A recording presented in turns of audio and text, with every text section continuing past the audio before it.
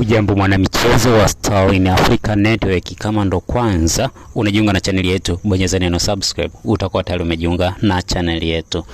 Je, tunaweza kuwa tunajiuliza, je, Yanga ni kubwa kuliko bodi ya ligi na TFF? Je, wana nguvu gani? Yamekuwa ni maswali mengi ambayo kila mtu anaweza kujiuliza, lakini ukweli ni kwamba kile ambacho ya Dar es Salaam Young Africans walikiwasilisha kwa bodi ya ligi pamoja na shirikisho la mpira wa miguu Tanzania TFF tayari kimefanywa kazi, kwa maana ya kuivunja bodi na kuondoa kazi mtendaji mkuu Almas Kasongo pamoja na mwenyekiti wa bodi Steve Mguto.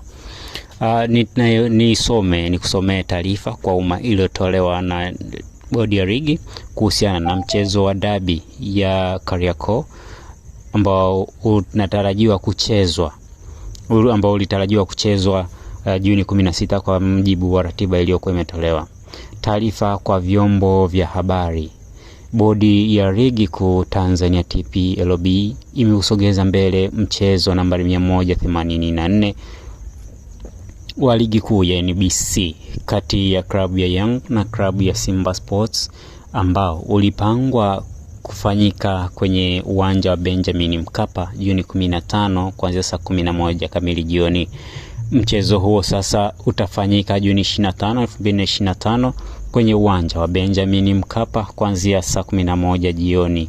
Bodi inazitakia maandalizi mema klabu za Young na Simba kuelekea mchezo huo. Imetolewa na idara ya habari na mawasiliano bodi ya ligi kuu Tanzania TPLB Juni 13, 2025.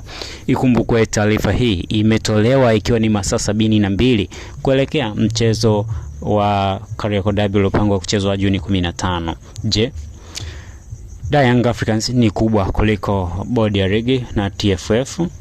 Vipi kuhusu Simba waliosema kwamba ikiwa itapangwa tarehe tofauti na ile iliyopangwa ya mchezo Juni 15 basi hawatoshiriki mchezo huo? Ikumbuke ni taarifa ambayo Simba Sports Club pia walitoa kwa siku za usoni, ambayo ilitolewa Juni 12, 2025 ya kuwa hatutoshiriki mchezo nambari 184 ikiwa kutakuwa na mabadiliko yoyote yale ya tarehe ya mchezo nambari 184 wa ligi kuu ya NBC. Unaye maoni gani juu ya kile ambacho bodi ya ligi wamekifanya, uamuzi ambao bodi ya ligi wameuchukua kuhusiana na mchezo wa dabi ya Kariakoo ambao umechukua taswira mpya kwa takribani miezi 3 na wiki kadhaa sasa tangu kuhairishwa kwake, ambapo ulipangwa kuchezwa Machi 8, lakini hii leo tunapozungumza ni Juni 13, 2025.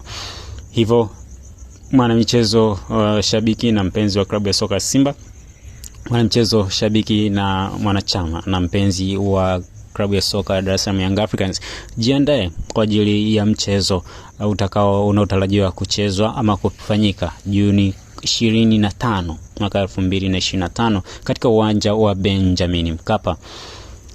Karibu na chombo chako hiki cha habari cha Star African Network ili uendelee kupata taarifa mbalimbali, taarifa kemkem zinazobeba uzito wa juu ulimwenguni kote. Mimi ni Kaozo Junior. Asante.